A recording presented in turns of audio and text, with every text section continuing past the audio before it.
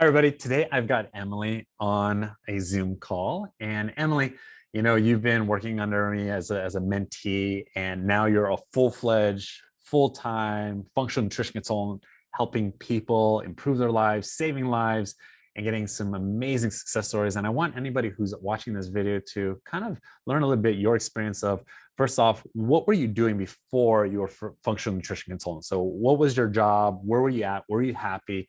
And just if you could dig into that for a little bit. Yeah, absolutely. Well, thanks for having me today, Gerald. So I am a registered nurse. I've been a nurse for 13 years, always at the bedside, primarily critical care, mostly neurotrauma ICU, cardiothoracic ICU, and surgical ICU.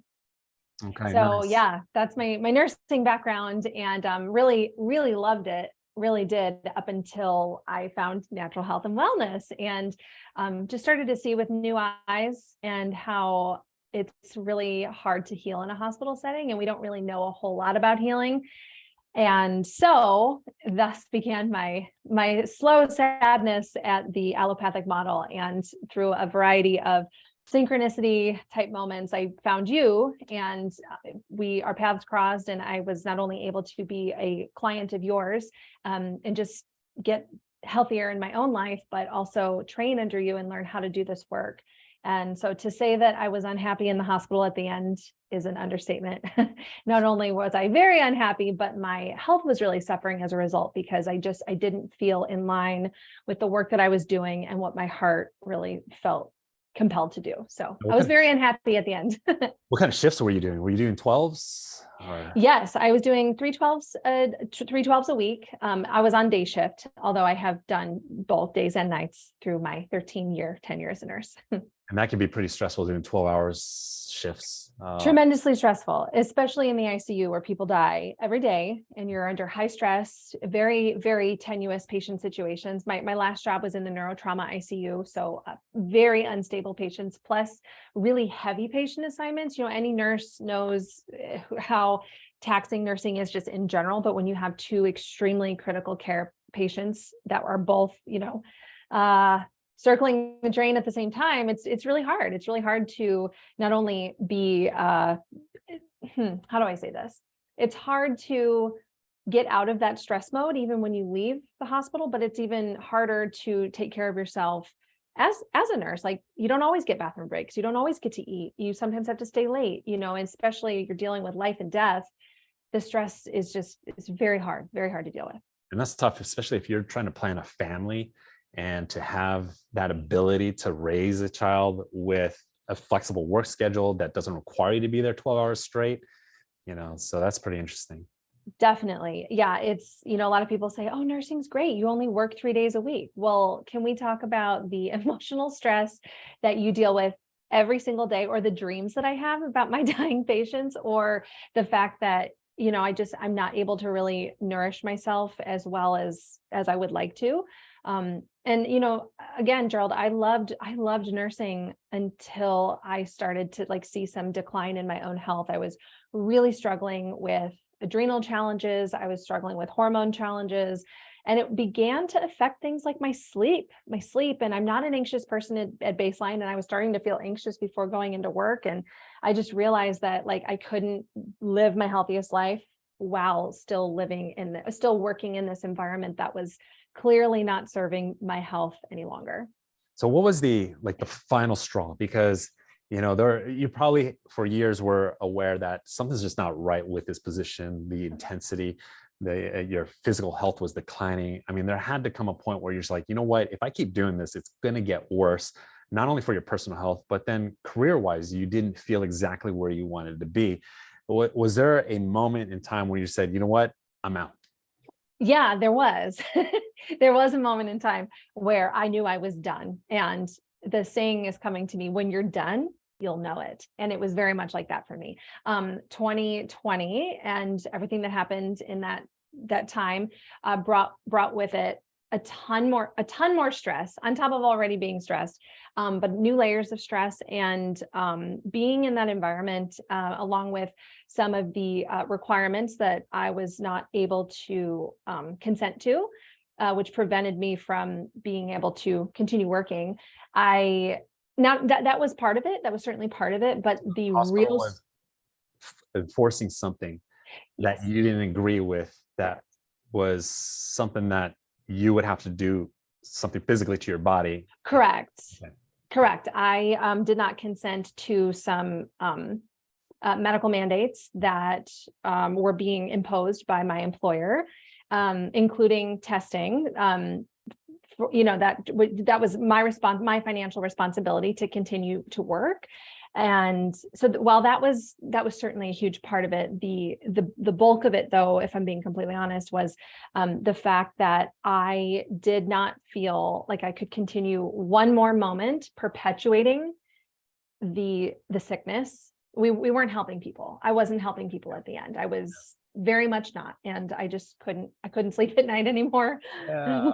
And then you left, and then you joined us, and you became a mentee under me, Yes, and I then did. eventually an associate practitioner. And one of the goals that I had for you was to become your own full-time functional nutrition consulting practitioner. Yes.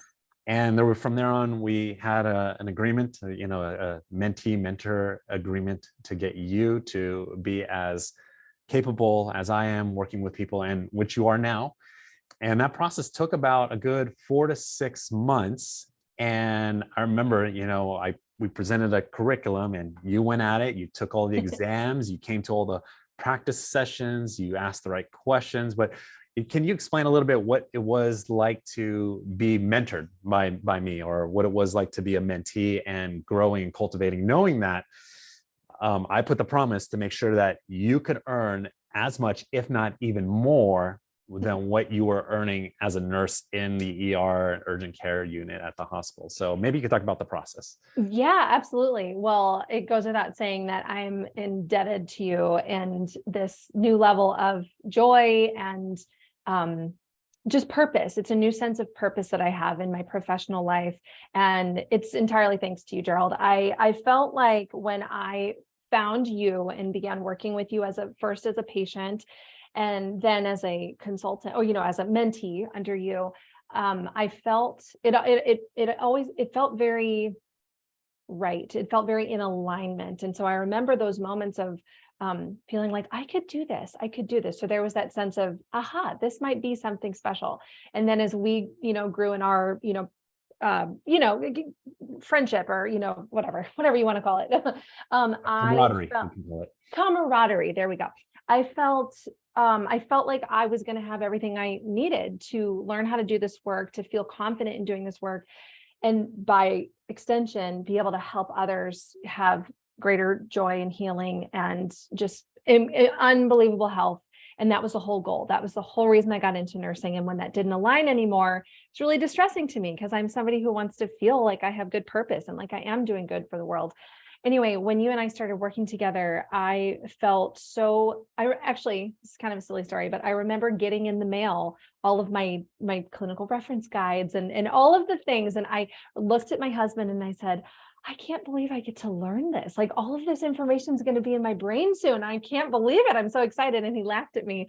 And then, wouldn't you know, a few months later, it was. And of course, I'm a student. I'm always learning and relearning and unlearning and all the things. But I remember that feeling of so much excitement. And you helped me every step of the way. You answered all of my questions. You exceeded my expectations in ways I can't even explain.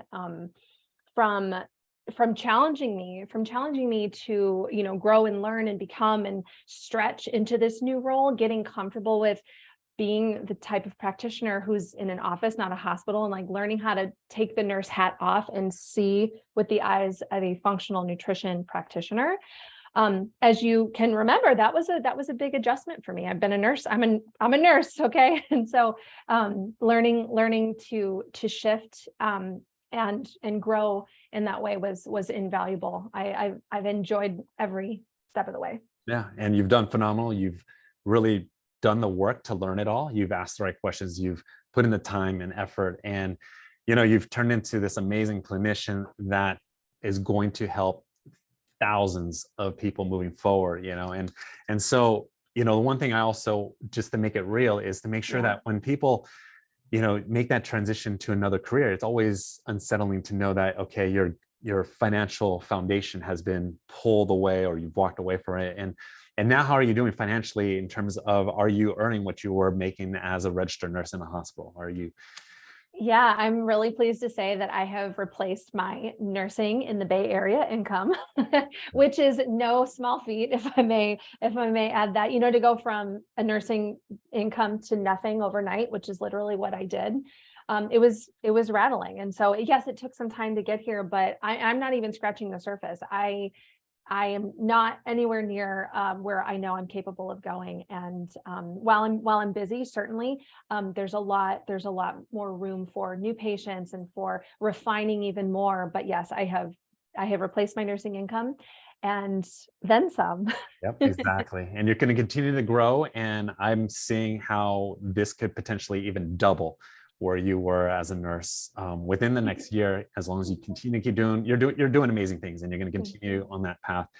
And so thank you for sharing your story. Thank you for also having the tenacity to make that leap, because it's challenging to leave an industry where there is a lot of money, and to then make that leap to go into the natural means. I mean, you were built for this.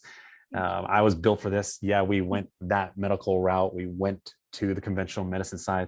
And so, if there's anybody who's watching this video and is in a similar position with Emily, who is in an environment where they don't feel 100% aligned with, and wants to move into the natural health field, give me a call, send me an email, and let's have a conversation. I'm open to just having a conversation to see how I can help you transition into this field.